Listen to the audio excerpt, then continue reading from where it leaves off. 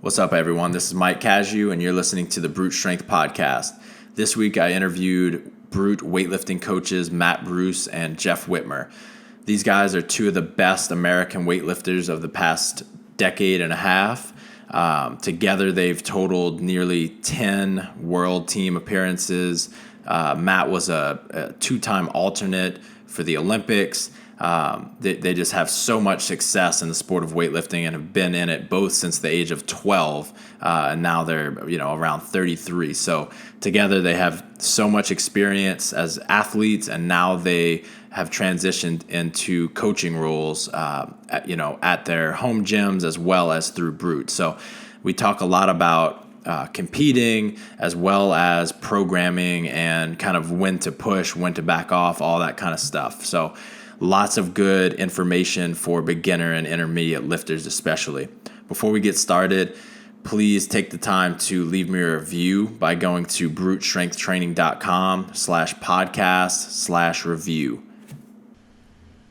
All right, what's up, guys? I'm here with Matt Bruce and Jeff Wittmer. How y'all doing, guys? Good. What's going on, Mike? Yeah, I was just waiting for Jeff to talk. He's a little slow. I appreciate that. Throughout the duration of this podcast, I think from time to time you're going to have to give Jeff a chance to speak, okay? Yeah, so I figured the World Wide Web is big enough for both of our heads to fit in. So hopefully it works out. I know we just increased our bandwidth, so we're going to roll with it. It's not big enough for yours, so I don't know how it'd be big enough for both of us, but we're going to give it a shot. So let's start out. Tell everybody about each of your backgrounds, and then I want to know how you guys met. Man, I'll start this off. So I started out got involved in Olympic weightlifting when I was about 10 years old. My dad competed in weightlifting, and I was playing like baseball and soccer at the time, and I was a pretty small kid. He wanted me to get a little bigger for other sports. He really wanted me to play football. He used to be a football coach, but I started out lifting, and really after about 6 months or so, really took a liking to it, and he got my first meet, and kind of the rest is history from there. Gave up everything else and started competing in weightlifting. And I stopped the other sports at about 13 years old, and kind of that leads into my story of how I met Matt Bruce. We both qualified for it was an international team at the time. A school age team trip was 16 and under then. It was all the Louis Cyr in Canada, and I just remember seeing. I think Matt was a 69 at the time, and he was one of those kids. He was like 15, but matured really young. So he looked like he was 19, and I just remember everyone talked about him, his big legs and being like ripped at the meets, and everyone would talk about everyone assumed he did all this bodybuilding training, but and we were kind of telling a story too about that meet before we went live here. But I think Matt was a 69. He got third at that meet. Then from there, I think we were at a junior squad camp in Colorado Springs that summer. Then just became friends really since then. Hung out at all the meets, and I went down to the Hatch Dome down there in Baton Rouge and trained with Coach Hatch and Matt in the summers when I was in high school for a week or two at a time. And then before you go, Matt, tell us a little bit about your, as you got older, Jeff, what were some of your accomplishments as a weightlifter? Yeah, absolutely. I won, 5 junior national championships, a couple senior national titles, a couple American Opens. I competed on a senior world team, 3 junior world teams, a couple world universities, got a medal at the world universities. Let's see, my best lifts in a meet, I'll kind of go on there, 158 kilo snatch and a 197 kilo clean and jerk in 94 kilo class. Set a couple junior American records, some school age, which have all been broken many times since then. Awesome. Matt. So I got started in the 8th grade at my local high school. They select like 20 kids into this small little high school program, and it's nothing but like the biggest dorks and geeks that you have to test into this program. And we're in the PE class, and the PE coach notices that I'm a lot stronger than the other kids and moving a lot better than the other kids. And he says, "Hey, man, I want to introduce you to the head football coach, who then introduced me to Gail Hatch, who became my weightlifting coach. But basically, they wanted me to get stronger and faster for football, and that way I'd be a year ahead of all the incoming freshmen, like starting to do snatches and cleans and jerks. So I'd be a step ahead in the program. And then after about 2 months of training with Coach Hatch to prepare me for football, Coach Hatch called me in the office, and I'll never forget, he sat my dad down in the office too. He said, "Son," he's like, "have you ever played football in your life?" I said, "No, sir." He's like, "Well, I'm going to tell you, you're not a football player. You're an Olympic weightlifter." And I had no clue what that was. And, 17 years later, met a bunch of great friends and did a bunch of great things in Olympic weightlifting and made a bunch of memories from it. Can each of you? Oh, well, before we go into that, tell everybody about some of your accomplishments later in your career. So, all in all, 7 world teams, 2-time Olympic team alternate, Pan American medalist, national champion, American Open champion, and a couple other international medals I run. My best list pound per pound, I snatched 148 kilos and clean and jerked 182 as a 77. Awesome. And both of you ended your careers for separate reasons. Can each of you talk about that briefly?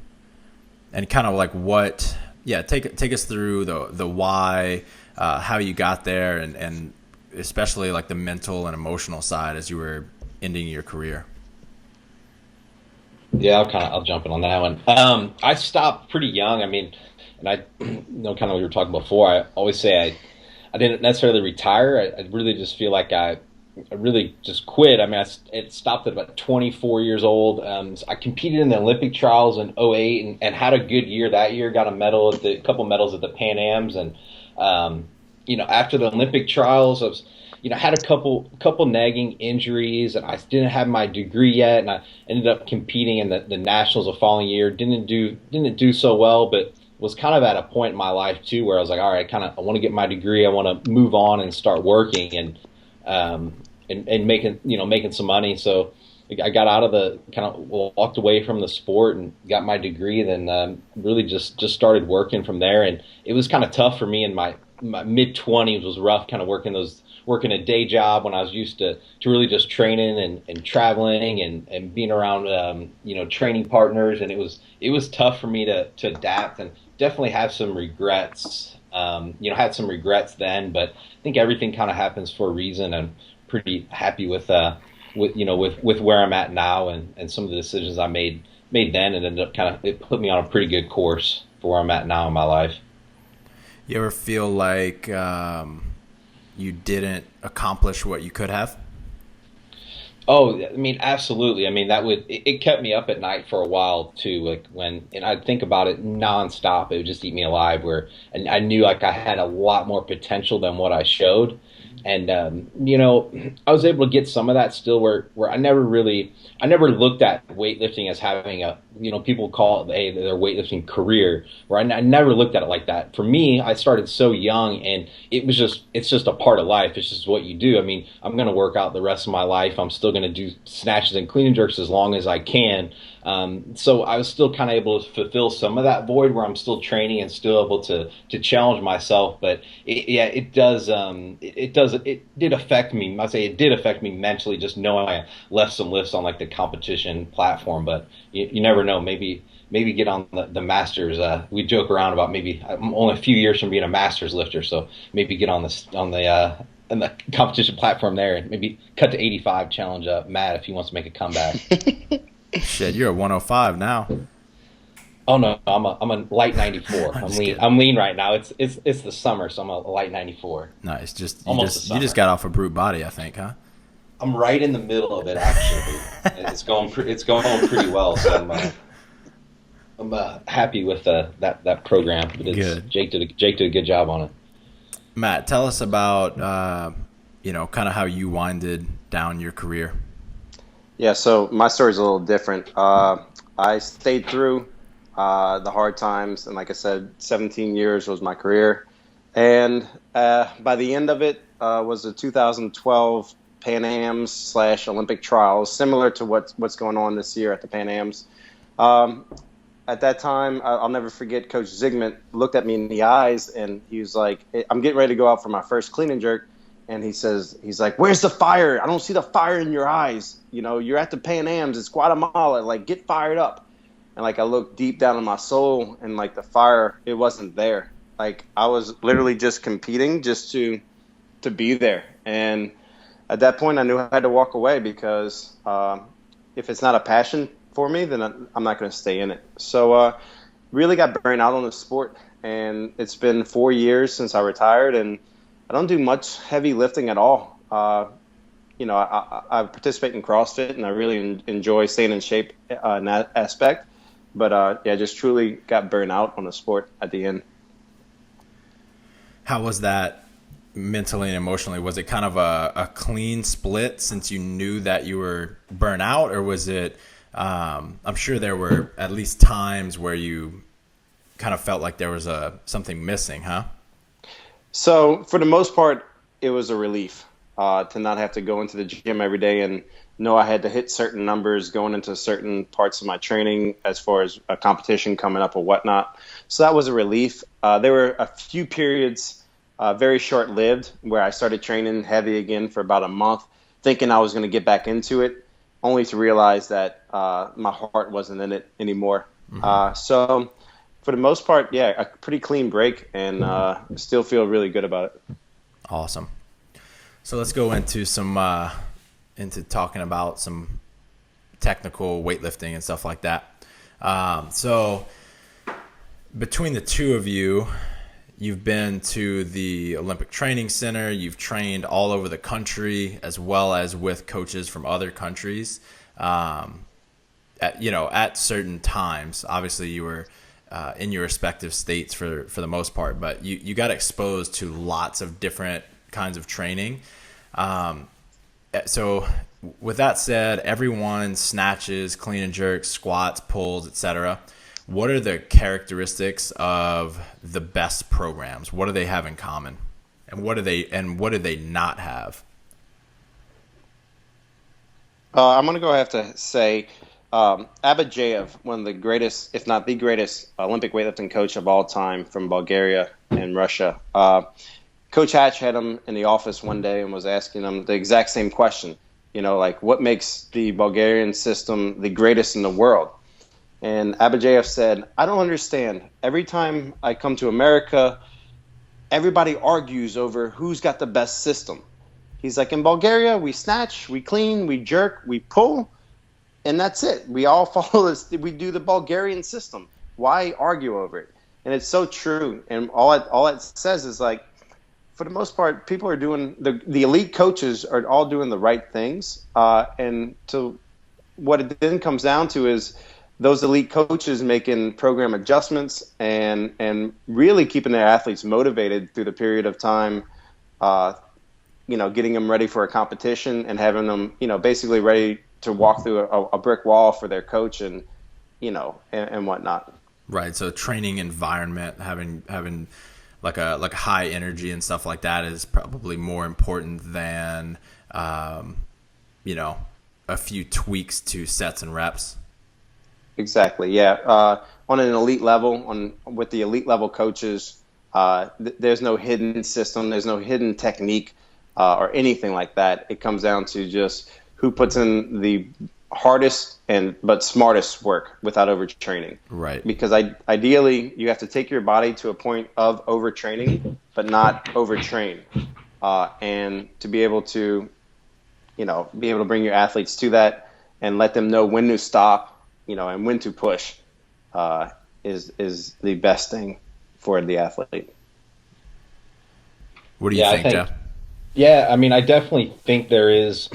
People used to always kind of ask that too. Like, it was the big thing, what program or this or that. And I mean, really, like Matt said, it really should be kept pretty simple as far as the key is obviously doing the lifts and having yourself in that, kind of replicating what a meet's going to be like. I'm more into the lower volume, versus doing the more reps. It's just keeping it specific to how a meet environment's going to be. And then a coach comes in is kind of identifying where your weaknesses are, and targeting those, whether it be, leg strength, technique, mobility, flexibility, and then coming up with a plan, attacking those weaknesses, and then just constantly reassessing and just adapting, to keep moving forward. I think that's really the key. And I think that people think someone's going to hand them this 1 year or 6 month program and say, hey, have at it, follow the reps, and you're going to have huge success. Where, you could still have some success, but, in my opinion, my belief is that you should, as far as the key is really to being able to adapt and having a coach that's going to continue to identify those weaknesses and then make changes in the program throughout to continually address those weaknesses so you can keep moving forward, with your progress. I like that. So basically you're saying like the rigid programs are not going to be as successful as something where you have a plan going into the day, but you can make adjustments based on how you're feeling, whether it be feeling strong or just you feel like you're you might get injured if you're going too hard. Yeah, absolutely. I think people will kind of buy into what's always on the paper or in the computer, and they'll look at it and they'll say, hey, they're going to determine the success of their workout of whether or not they meet that, and they'll just do everything they can just to do what's on that piece of paper, even though it could be detrimental moving forward or being successful at a meet. Where I think you got to keep the end game goal in mind. We're granted sometimes you're going to have to push, weightlifting, you're going to have to push through some pain. You're going to feel some discomfort, but really you kind of have to know when are you on that verge of possibly injuring yourself, and it could be detrimental. So I think it's kind of, it's kind of training, obviously training people to use good judgment in their training is kind of part of the art of coaching as well. So let's talk about this for a second. It's one thing if you have a seasoned coach around to do this for you.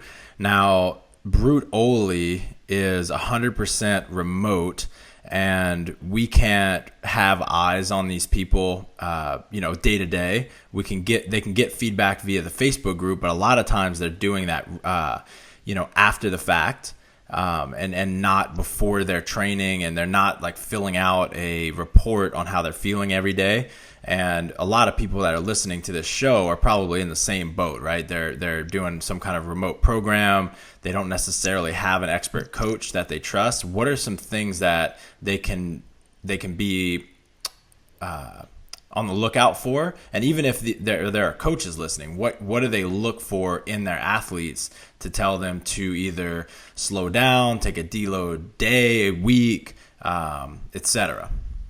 Yeah, and I think too, everyone's, most of people, have day-to-day jobs or families, or there's different variables that can pop up to where you need to kind of change your training. And I always say, kind of use good judgment. If you're going into a week of training, you have an extra long meeting that day, or you have to take the kids to soccer practice, or there's going to be extra things to adapt and make changes in your week, and just having the mindset of being flexible and getting as much work as you can during the week, even if you have to move some things around, split the days up. It's just getting creative to get all the work in.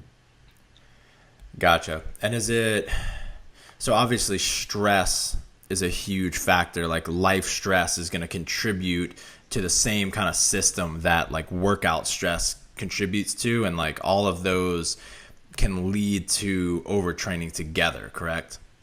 Absolutely. And I think this is interesting too. So I'll talk with a lot of college kids at my gym who are, kind of aspiring weightlifters or CrossFitters that were trying to qualify for the regionals, and they'll kind of bust their ass to try to qualify for regionals, and they'll get pretty close. Then all of a sudden, once classes end, even though maybe they're only taking 12 credit hours, it's still kind of the hours of studying and exerting that energy, studying, where also then their training takes off once they're, once they don't have to study and kind of put their mind into that. So I think it's always kind of it's kind of interesting because you don't really take into account that even if you're just sitting at a desk, you're not exuding that much energy, but it's really, just the energy as far as having to think. I think it really just affects your training. Right.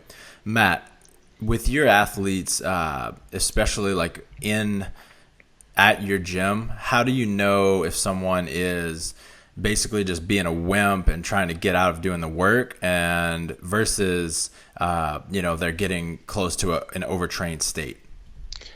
So good question. One thing I'll do with my athletes is I'll time them in between sets.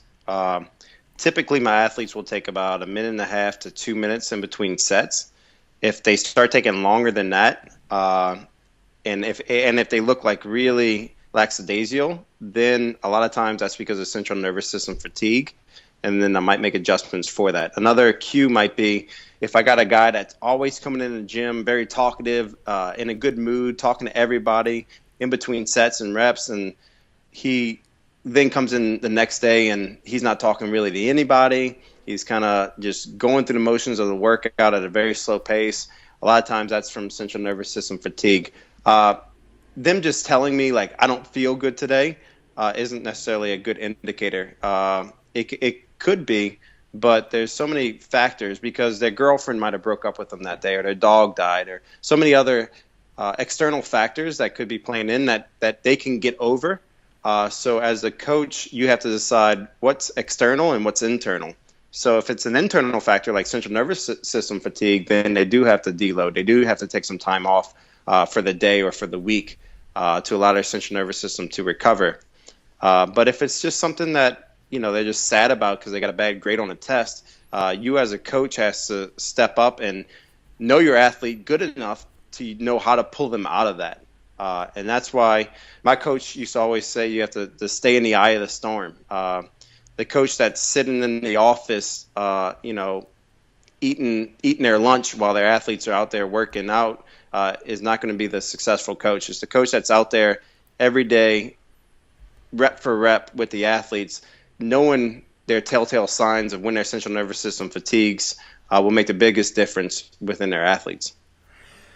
And one more thing, for those of you who don't have a coach, one of the best ways to tell is just by assessing your own desire to be in the gym. So if you're a serious weightlifter, CrossFitter, etc., you're probably generally very excited to train. If you come in one day and you're really dreading being at the gym or going to the gym, that's not really a big deal one day. If that goes on for an entire week, and you can't really track that back to, like Matt saying, an external factor in your life, then that's probably a sign that you're overtrained, and then you need to back off for a little bit, or you're either going to get injured or you're just going to plateau, right? So you need a deload, then you're going to come back, be able to hit a PR or just progress in your training.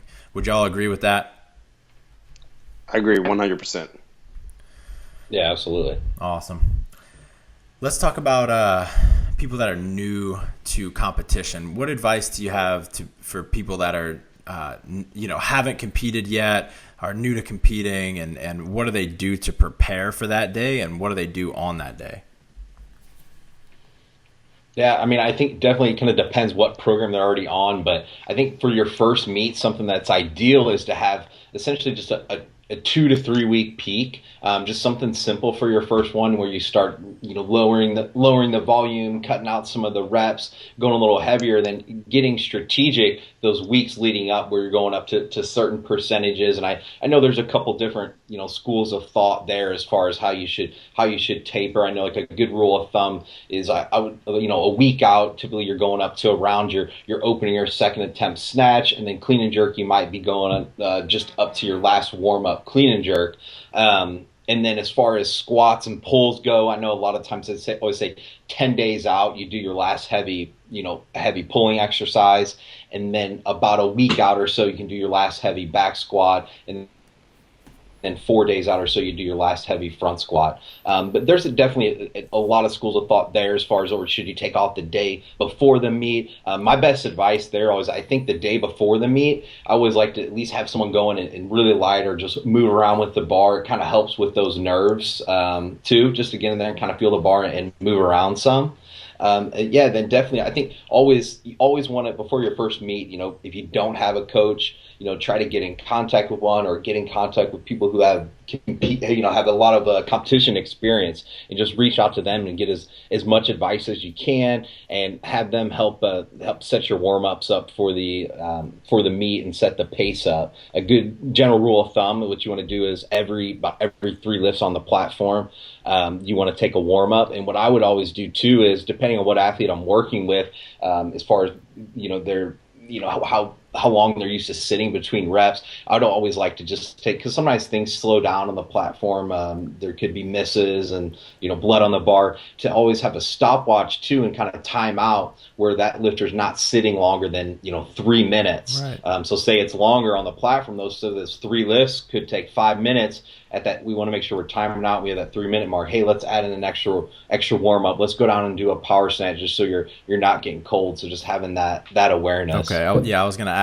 So you want them to do a power version of the lifts as a warm up in between? Yeah, at sometimes too, and you want to, I'll give an example, power or pull. Okay. I'll give an example, like Matt and myself were working with Hunter Bryan a couple weeks ago at Nationals, and there was a lot of misses in his session, and we thought he was going to be up, and he was going to be up right away within those 3 lifts, but they kept missing. There were some 2-minute clocks in there. Matt says, "Hey Hunter, go grab a pull with I think it was 125, and he was going to go out for 135, 137, I believe, Matt, somewhere around the range of that, just so he wasn't getting cold, just so he was feeling the bar. We weren't going to do a full lift. We didn't want to, put out too much energy, but didn't want him to feel cold on the platform, where that weight from, if he goes 5-6 minutes without picking up a weight, right, we don't want to go out there. It's going to feel pretty heavy. So to a certain extent, it's mental as well. To where the weight doesn't feel as heavy because he's just touched something. But there's something you said too about as far as moving and staying warm. Mm-hmm. Let me ask you all this. It seems like if someone's on even a halfway decent program, for several months, and then they're going to go do a meet, that week leading up to the meet, they're not going to get stronger. The hay is already in the barn. What are the biggest mistakes that people make in that week leading up to their first competition, say? Yeah, I'd say the biggest mistake is they'll go too heavy that week, because they get from this mindset that they have to feel those weights. They have to know what those weights feel like, and then they might not, because they're not necessarily peaked that week for the weights, then the weights feel heavy to them. Then it starts messing with their mind, and then they'll get to the competition and they're all screwed up. So it takes a lot of discipline, and Jeff can definitely tell you too, like at the World Championships, we would see our own teammates like mentally struggling. They'd be 2 or 3 days out from competition, like going to their opening lifts and missing them. And, then at that point, so many things are going through their head.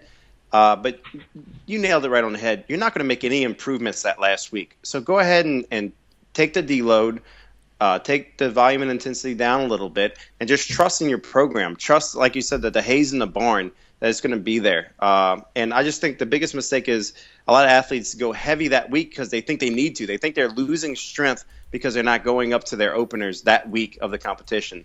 But at that point, it's just how mentally strong is that athlete.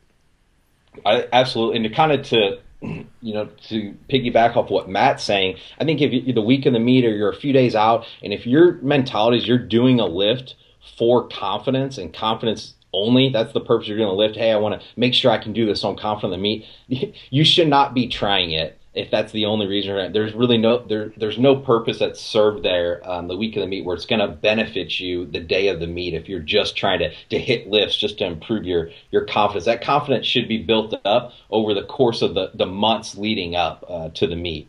And so I think if you're really questioning yourself that much the week of the meet, I know it sounds a little bit harsh, but you either kind of need to take a step back and really look at if you want to do weightlifting, or really just kind of reassess your mental approach to competing. Right. What's the difference between, and this is a sharp turn, but what is the difference between triple extension and the catapult method, and who is a prime candidate for each? And maybe, explain what each of those is first. So I'll go ahead and step up. Yeah, I'm curious how you're going to explain this.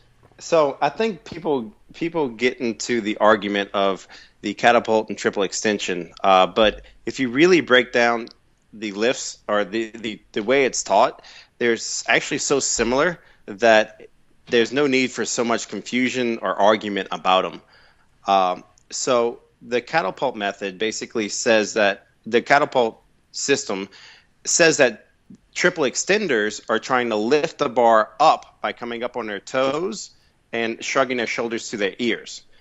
So they're trying to say that the triple extension people are literally elevating the bar higher by coming up on their toes and shrugging. But real triple extension actually happens through the course of the hips violently going into the bar, and then you'll naturally come up onto your toes, and then the shrug is actually you pulling yourself underneath the bar. So I think there's a lot of confusion there, that people who teach the catapult method think that the triple extenders are trying to lift the bar higher by coming up on their toes and shrugging their shoulders. But in actuality, what they're doing is their hip extension is so violent that they naturally come up on their toes slightly, and then they're shrugging to pull themselves underneath the bar. Adversely, catapult teaches more the hip thrust instead of the scooping method. Triple extenders, their hips will go forward and up underneath the bar to finish the bar vertically, while a catapult teaches more of the thrusting the hips into the bar to complete the lift. But in all honesty, they're both the same thing. We're both trying to thrust the hips into the bar as fast as we can. Just one cue is to thrust the hips and scoop underneath, while the other cue is just to thrust as fast as you can and not necessarily worry about jumping the weight, but thrust the hips and get down underneath it. But I think people they argue too much about the two differences when in actuality they're all too similar. If you actually break down a lifter that's quote-unquote catapult, I can sit there and argue with you why they're also a triple extender, because they are coming on their toes slightly. They are shrugging at the end of the pull to get underneath the bar. So it's two ways to teach, but it's all about what a coach feels more comfortable with. I don't think certain lifters are better at certain techniques than others. I think it's more about what the coach is comfortable teaching, because in the end, the slight variance between the two is so small that it doesn't matter, because on the elite level, you might have 30% people, quote unquote, catapult lifters and 70%, quote unquote, Polish style or triple extension, that they're both elite. So not one's better than the other. I think it's just two different coaching styles to get the same results. Okay. Is there a thought process into, so it seems to me like based on people's body types, one might work a little bit better for that person. Is there a way to kind of think about that and view that in athletes? No, I think at that point you're thinking too hard into it, because a catapult coach, for the most part, will teach the catapult method because that's what they're comfortable with, even on a worldwide standard. I don't think, necessarily one athlete is better than another. Maybe if you have a longer torso, you might technically be better for catapult, but at this point, like I said, there's so little variance between the two. I don't think it's that huge of a determinant factor of you becoming an elite lifter. Right. Yeah, and I'll kind of jump in here too. So it's an interesting topic, and you hear it debated all the time, like Matt said. And I think that, here's one thing. So with weightlifting, there's multiple ways to do things. You see people with different leverages, and it looks a little bit different. You can still get results doing it multiple ways. I know people are really passionate, and you'll hear a lot of debating on one way or the other, and there's kind of gets to the point of being a little bit, insulting, to other people about it. So it's a kind of a frustrating topic for me, but here's kind of my thought process on it. When I see the catapult being taught, I see a lot of cases where the coaches are teaching it, the lifters further out over the bar, and when it's at their hips and they're thrusting their hips towards the bar, and it's putting the bar away from their body, and they're leaning back more, where it's putting backward momentum in the bar when they're going underneath it. And you'll, in my opinion, a lot of times the way it's taught, and for what I've been at seminars when it's taught, I've been in gyms where they teach it. It is a lower percentage technique. The way most coaches teach it, where you see a lot of times the bar swinging and going behind people's heads. And I think there's nothing wrong with kind of leaning back and using some of this technique, or in some cases you get a really strong back leaning over the bar. But my school of thought is to take a more traditional approach with shoulders slightly over the bar, less swing on the bar, until you're more experienced, a more seasoned lifter. You'll see lifters who maybe started with the triple extension and more traditional pull, they'll adapt more catapult methods to where they're kind of leaning over the bar more, they're pushing their hips forward, but they have those thousands of reps in with the bar previously, to where they have a better feel for the bar, so there's more control. So that lower percentage technique gets higher, and their success rate is better. So I think if you're going to adapt some of those catapult methods, I think it's better to kind of do later on versus after kind of learning how to lift, more traditionally, if that makes sense. Right, and you said it's a lower percentage lift, meaning that basically in competition, the stats show that there are more misses. People that lift this way have more misses, and it's just there's larger margin for error, right? I mean, do I have hard data on it? No. I mean, this is kind of just instinct and watching people using the technique and being at gyms. But I definitely think there's, anytime you're straying away from the straight pull where you're putting an arc on the bar and swinging it does turn into, there is data there as far as it turning into, the more swing you put on it, it's going to be a lower percentage rate for success for the lift. Got it. Let's talk about a couple of terms that you guys talk a lot about and that we use in the Brute OLY assessment. So you guys talk about dynamic strength versus absolute strength. Define that and describe how we know when someone needs to prioritize one or the other.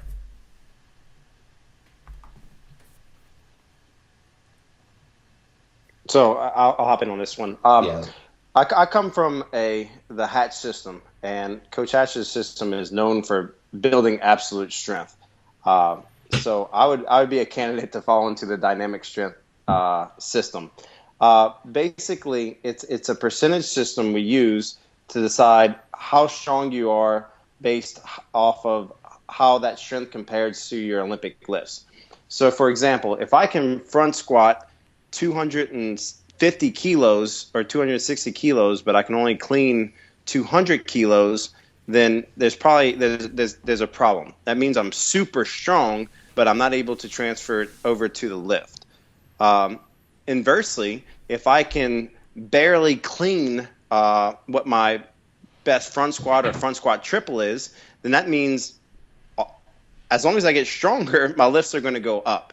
And so what we developed with the Brute OLY in our assessment is that's the first determining factor is, are you too, quote unquote, too strong and not able to transfer it to the lifts, or are you not strong enough and your lifts are good, but once your strength goes up, then your lifts will go up. So what we do is if you need more absolute strength, then the focus is on the strength lifts, like pulls and squatting and pressing, kind of the slower movements, but builds the base strength and foundational strength, as we call it, for Olympic lifting. And inversely, if you're already super strong, then there's no reason to be squatting front and back squatting 3 or 4 days a week, because you're already good at those things. You need to be better at position. So we do a lot of position work, like top to bottom snatches or below the knee work. And a lot more Olympic lifting at certain sets and volume and intensity to make the athlete be able to use that, strength and be able to dial it into their Olympic lifts. Yeah, I mean, and really what it is, it's a sensible approach to your training where you might have someone as far it's using strategy to how to break up your training, where if you're going to you need to work on, people make the mistake where they need to get a lot stronger and they're pushing their squats a lot and then they're trying to work their technique a lot. Well, it's kind of challenging to work all the technical movements when your legs are fatigued and you're really trying to push your squats into stronger. So what it does is it identifies that balance. So we're like, hey, if you're going to really push the squats, we're not going to do quite as many technical movements. Or hey, you're like Matt said, Matt's legs were already pretty strong, so he was more of a dynamic program where we are going to back off on the squats and put more of the energy and focus into good quality technical movements. Right, that makes a lot of sense. What do you guys think is most common in CrossFit athletes? Is there one or the other that's more prevalent? That's a good question. I would say actually it's a mixture. So it depends on the athlete. Yeah, I think, and a lot of this has to do with genetics too, not necessarily the programming. Yeah, you have some athletes that are so super strong and struggle to transfer it to the list, and then you have other athletes that are, they're so proficient at the list that they don't need as much strength.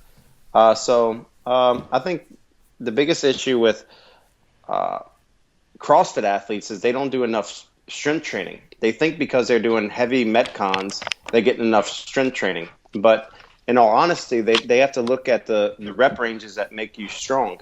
If you want to be getting stronger at the Olympic list, there's no reason for you to be doing anything over like 5 or 6 reps on a snatch or a clean or a jerk to get quote unquote stronger. It's same with squats. There's no reason for you to be doing sets of 20 or even like sets of 12 on squats to get stronger, because at that point you're working a different system that's not going to help the creatine phosphate system to make you a stronger athlete. I have a theory. I think I'm going to say people that have been training for 5+ years, and especially people that grew up playing high school sports, college sports, they come in, with a much higher level of absolute strength than people that find weightlifting and find, strength training in general through CrossFit. Does that make sense? So people go ahead. Yeah. I was just going to say that actually. So, traditionally it's someone, people with our program, for example, if they have a background in, a collegiate sport or played football when they were younger, then found CrossFit later, generally their absolute strength is pretty high. And so then they'd be on a dynamic program versus someone who just found kind of weight training through CrossFit. And then it's kind of vice versa, where they're a little better technically, and then they just need to improve on in absolute strength, where they're going to be on a program with the more squats and pulls, right, just to build a strength base.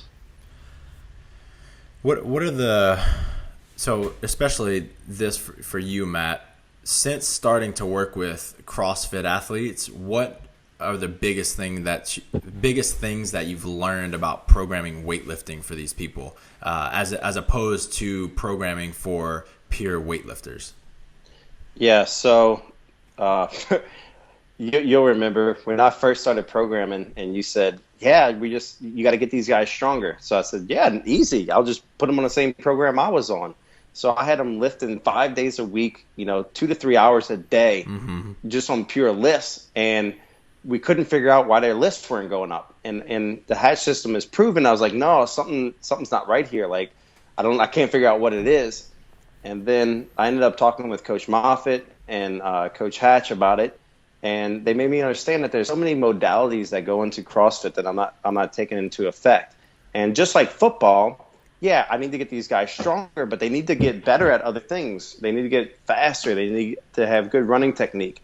Their cardio has to be up. And now CrossFit throws in so many more modalities than we had in football.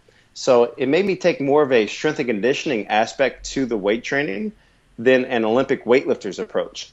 So and I'm still learning to this day how to adjust my programming for our CrossFit athletes. But yeah, I had to really take a step back and not necessarily train them as Olympic weightlifters, take what I've learned from Olympic weightlifting, but also take the strength and conditioning approach to where, yeah, I'm okay with having my athletes only train 2-3 days a week, 4 days a week if we're trying to gain strength, maybe an hour and a half a day. So, yeah, the biggest revelation I had was I had to decrease the volume. I had to decrease the intensity at certain points and realize that CrossFit athletes go through seasons. So after the Open, if they're not going to regionals, then they have to a 6-month period where they have to get stronger. And so that's where I come into play. That's where I'm going to program for them to get them stronger. And they might be doing 3 or 4 days a week, a lot of strength training, a lot of style that I was used to being an Olympic weightlifter. But then once we approach the Open season or get closer to it around November, October, I have to take more of a backseat role. I have to let the CrossFit coaches take over, and I have to basically kind of maintain / get them a little bit stronger, going in. But my work is really done earlier in the season. As compared to an Olympic weightlifter, your goal year round is to get stronger. So there was a huge learning curve, and like I said, I'm still learning to this day. But our athletes are definitely doing well. As proven with Brooke last year, winning both the Snatch and the clean and jerk events. So, absolutely, and just to explain this a little further to people, what we didn't take into account is the fact that CrossFitters are doing weightlifting and they're squatting and they're pressing and pulling within their Metcon. So we had this pure weightlifting program that's been proven and has developed several Olympians, right? So it should always work if done correctly, but we weren't taking into account that they were doing, Fran right after that, or worse, some of our like IWTs, which are hour-long grinder sessions, and we weren't taking that overall load into account. So basically, people were just, like we were talking about earlier in the show, people were just reaching an overtrained state. We're just drilling their bodies into the ground, and they couldn't recover fast enough. So they just weren't making the progress that we wanted. So like I was saying earlier, a lot of people are in a remote training environment, a remote training situation. And this makes it really hard to work on technique if you don't have a coach, watching every set, every rep. What are the people that have been most successful on, some of our programs, whether it be Games Prep, Compete, OLY, whatever? What are the ones that are improving their Olympic lifting technique? What are they doing that the others aren't? Yeah, I can answer this one. So the way we do a lot of our programming is we set up the percentages and the volume in certain rep ranges that will allow the athlete to get better technique-wise in order to complete all the lifts. So, for example, if I have my athlete doing sets of 5 at 80% every week, by not a deload week, but every week, every heavy week, they're doing that for a month or two, their body's going to adjust to get to be the best technique to complete those lifts.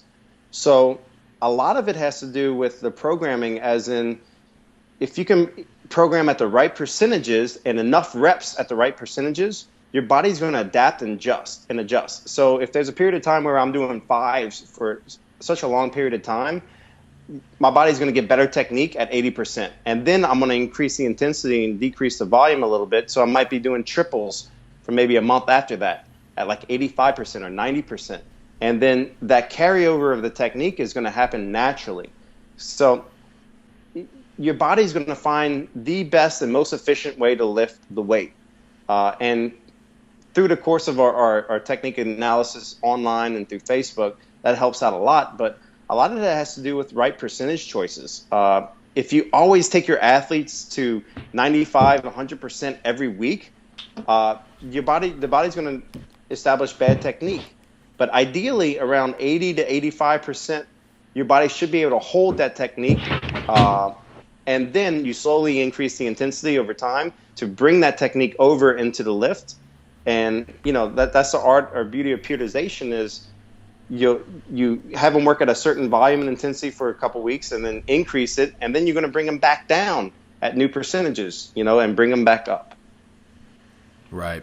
Jeff, is there anything else you can think of that people can do to improve their technique in a remote training environment?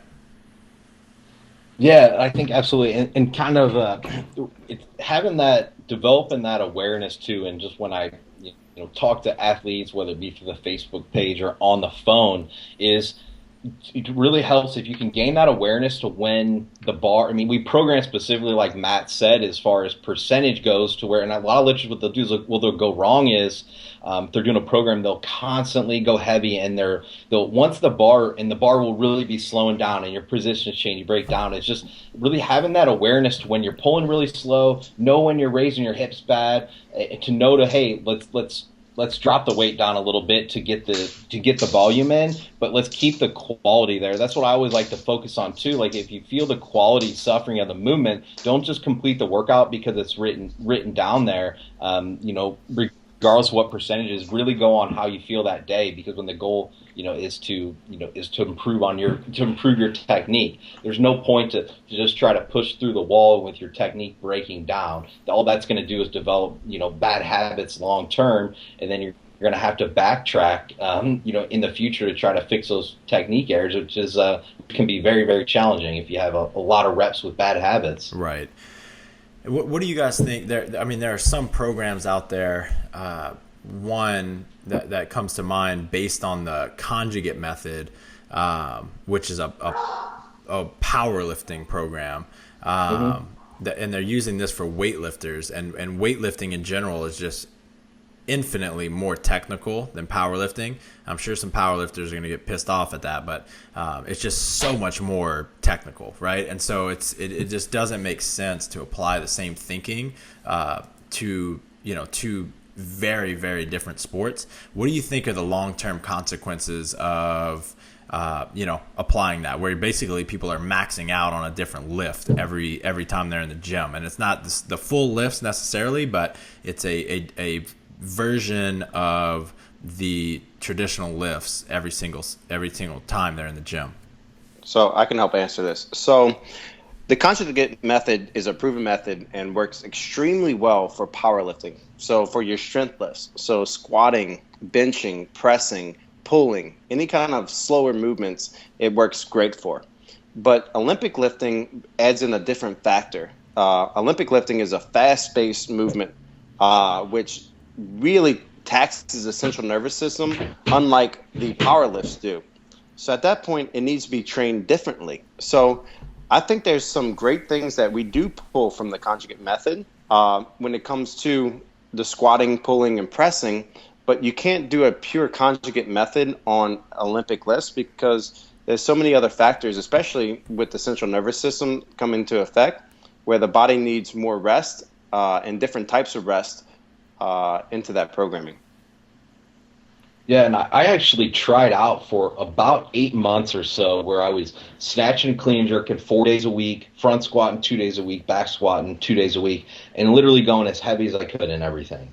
And initially it did work, but then I just kind of hit a wall, and then I felt like I got slower, then a little slower, and then I started developing these bad technical habits.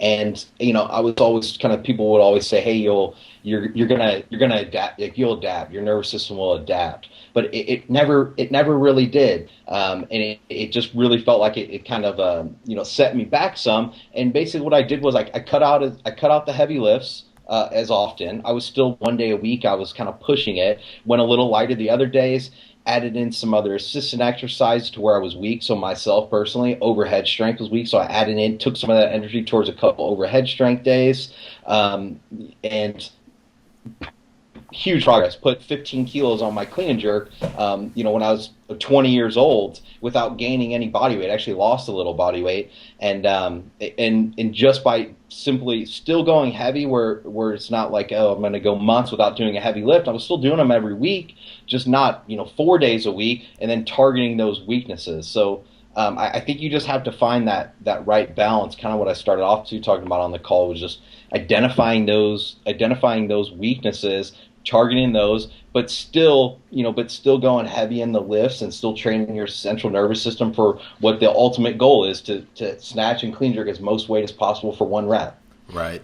And just to be clear, and I think we're all on the same page, like obviously that kind of thing works with some people, and not necessarily the conjugate method, but maxing out on the full lifts multiple times a week, that works for some very, very high level athletes. And and for a handful of beginner and intermediates, right? But the problem is when you have thousands of people trying this, right? And it's only working for like a handful of people. What's happening with the other 995 people? It's not working. They're creating poor habits, all of that kind of stuff. The more holistic approach is like Matt was talking about, where we're getting in quality reps at lower percentages, and then we're building up from there, from a good base, a good technical base. Let's talk about motivation. So you both trained alone quite a bit, especially you, Jeff. What were some different techniques, mentally or physically, that you use to stay motivated? Yeah, I mean, it was definitely hard because when my first really 8 years or so in the sport, I was just training in my basement. I mean, you guys have seen it. It's just one platform gym in the basement, training by myself, but no one to push me, and on a day-to-day basis. But really, the key for me was I used to compete pretty frequently, and just going and getting in the competition setting, and just knowing that there's always people out there, better than you. And I ordered all the old Ironmind videos, and would watch like the European Championship, the World Championship, and watch the high level athletes that were better than me, and just that's really what drove me to where I really ended up, and then when I would go to like the junior squat camps or go train with Matt, it was always nice to kind of get in that environment to to get around a few other lifters. I mean, I think it's most ideal to be in an environment where you are training with some other high level athletes, but it's not practical for everyone depending on where you live or your certain situation. So I think going to meets and always keeping in mind that there's people out there better than you, and just to keep chasing it. Yeah, on my end was quite different. So while I was training and as a junior, I had made my first and second junior world team, thinking I'm hot shit, and then I'm not even on the number one platform at Coach Hatch's gym. He would always have better athletes than me in there. So I remember thinking I'm hot shit, but I'm on the third platform, trying to get to platform one. Platform two is Mike Weiss, clean and jerking, 170 kilos at a body weight of 77 kilos. And, I'm sitting there with 155 or 150 kilos as a 69. I'm thinking to myself, man, I just need to get up to this next platform. Then I might be something. And then if I look on platform one, you have Blair Lebrano, 2000 Olympic team alternate, clean and jerking 205 kilos as a 105. So like that makes my 150, 155 seem minuscule. So the competition, I really didn't necessarily enjoy competing. It was just part of the process. But I'll never forget most of my competitions. Coach Hatch was really proud of me. But then what I was worried about is, did I improve on the Hatch leaderboard? Did I pass up Mike Weiss? Did I pass up Blair Lebrano? It's a Sinclair formula we used to use at the gym. And it's this rusty old board. But to me, that was the world, And yeah, and to that's what motivated me, was not the competition, but really just getting back in the gym and beating the guy who was above me. And then at one point, I do become the guy. I'm on platform one. But by that point, I'm 12 years into the program, and I'm self-motivated. I know what it takes to get out there and do what I have to do to win. And I'm trying to be a mentor to the other kids on platform 2 and platform 3 to motivate them to get to my status. What's the highest platform Perry P made it to? Ooh, good question. he trained on platform 2 for a little while I was on platform 1. Nice. Kind of short-lived though. That's a solid platform. Oh, are you kidding me? At one point, you had Blair Lebrano and Buster Bourgeois, 2 junior world medalists, training side by side, and one's on platform 2. So nice. All right, guys, we got to wrap it up in just a second. Let me ask a couple rapid fire weightlifting questions. Jeff Wittmer, if I were to ask you the year before you retired, what would I find in your gym bag? Oh man. So I used to catch a lot of shit for this because I didn't really actually have I used to call it a Bulgarian gym bag. It was just it was like a plastic bag from the grocery store. I would just throw my lifting shoes and straps in there, and that would be it. And then I would just, if I needed tape or chalk, I would just borrow other people's shit. That's it. That was legit. I would literally grab my shoe. I'd grab because I was always a guy too, so I was laughing. So I would wear. People kind of laugh at it now, but I wear shorts and a t-shirt to the gym, and now you see people go to the gym, and no joke, there's this group of guys that train in my gym at night. They bring fucking hockey bags to the gym, and they put so much gear on. Like to do Olympic lifting, they put the knee pads on and the wraps and the tights and the tights over that, and it takes them an hour and a half to get ready. Then they go and they lift for like 40 minutes, and it confuses me because I'm like, God, I show up with a plastic bag, I throw my lifting shoes in there, I throw straps in there, and I go to the gym with shorts and a t-shirt on. So I always said, hey, if you got shorts and a t-shirt and your lifting shoes, you're good. That's all you need. My dad used to always say when we go to the meets, he'd say, hey, you got your lifting shoes? I go, yep. He goes, that's all you really need. He goes, we can find that other shit. I love it.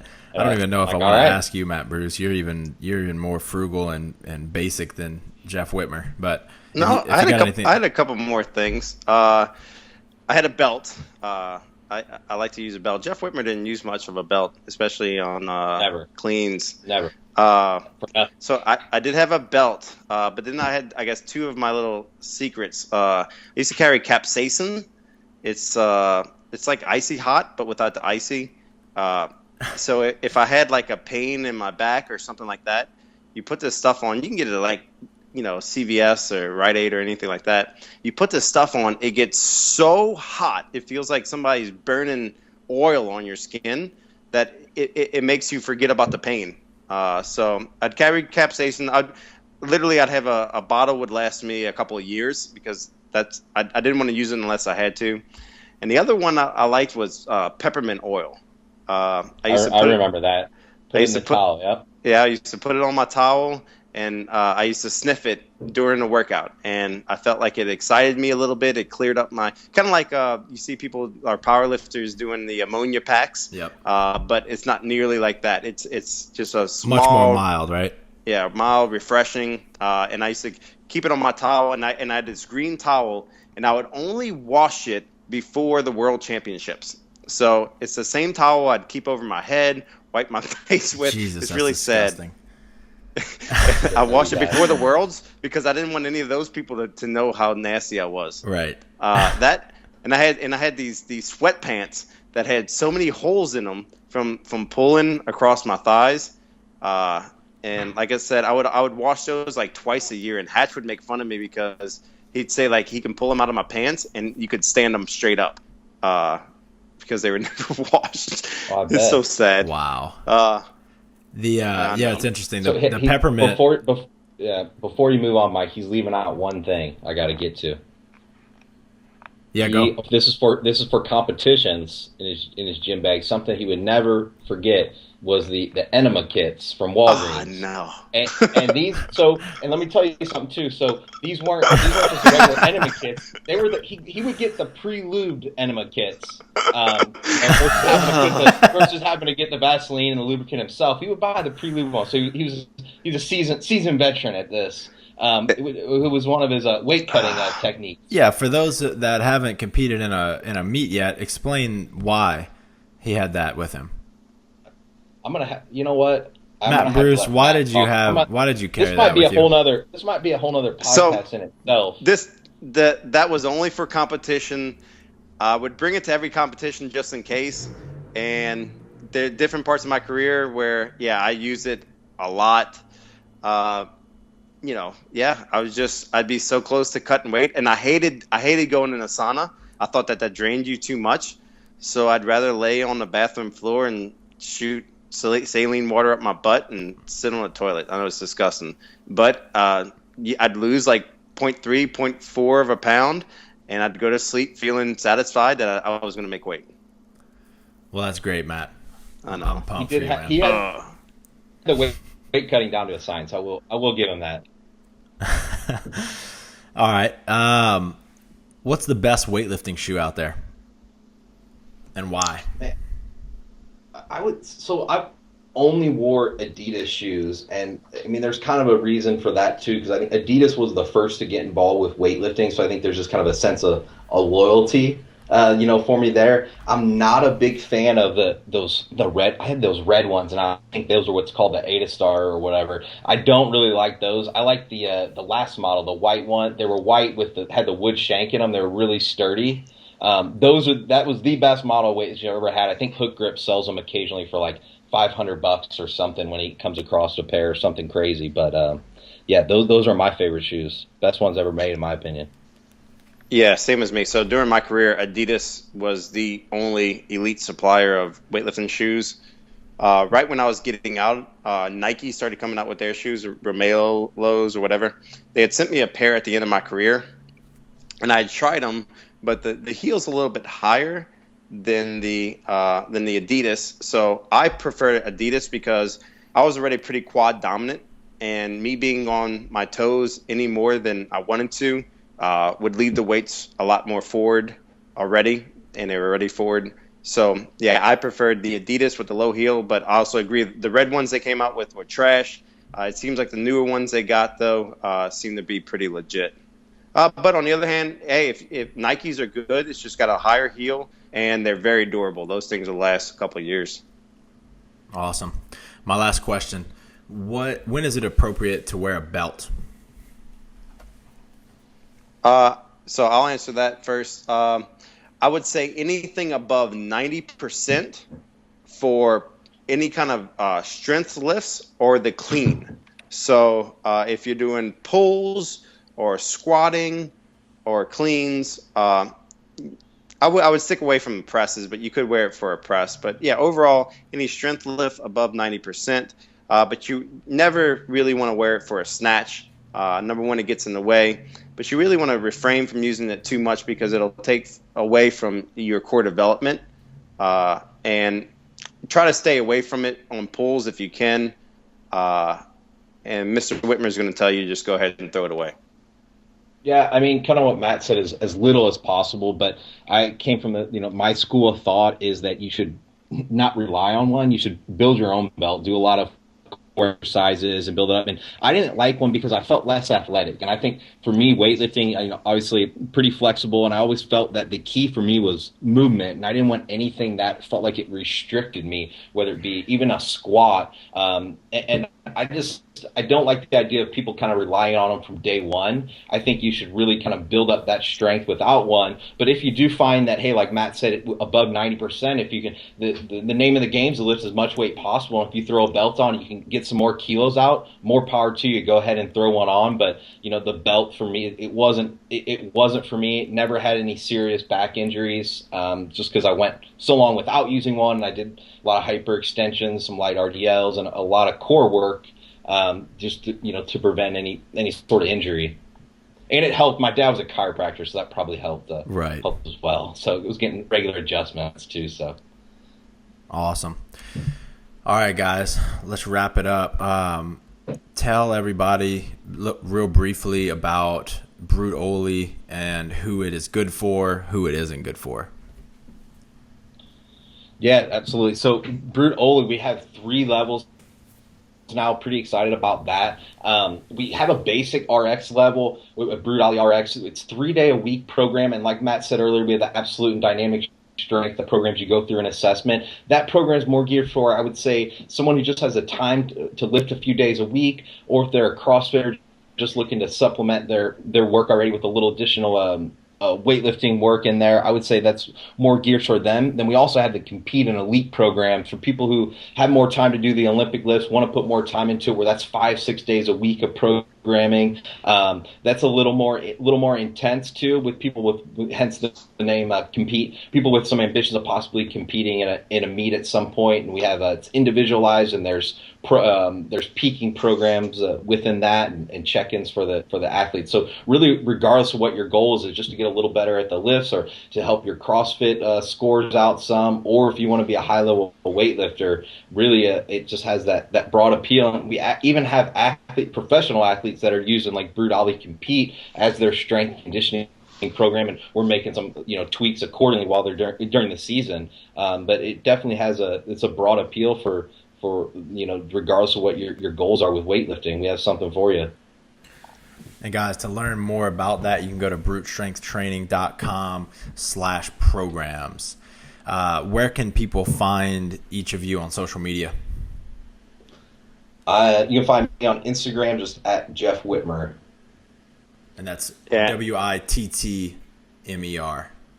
Yes, and sir. you can find me at Bruce Barbell. Most of my posts are just my guys in the gym. I got a young kid, 20-year-old Daniel Klein, really making a name for himself. Hopefully he'll get on the world team in the next 2 years.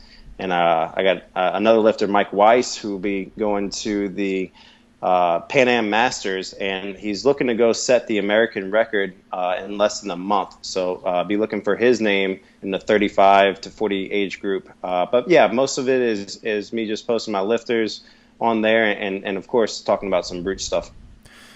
And you might see Mike Weiss catch the new American record in the bottom of a snatch, stick his tongue out at the judges, and then stand up with it. That has actually happened in competition. I don't know if he has the balls to do that on that kind of stage, but that is a possibility. Don't challenge him. I want to test him, old man Weiss. Yeah. Would they let that happen, you think? Absolutely. Yeah. As long as he doesn't do it to the judge. Right. Yeah. Mike Wise, if you're listening to this, I expect that out of you. All right, guys. I appreciate it. We'll talk soon. For sure. All right. Thanks, guys.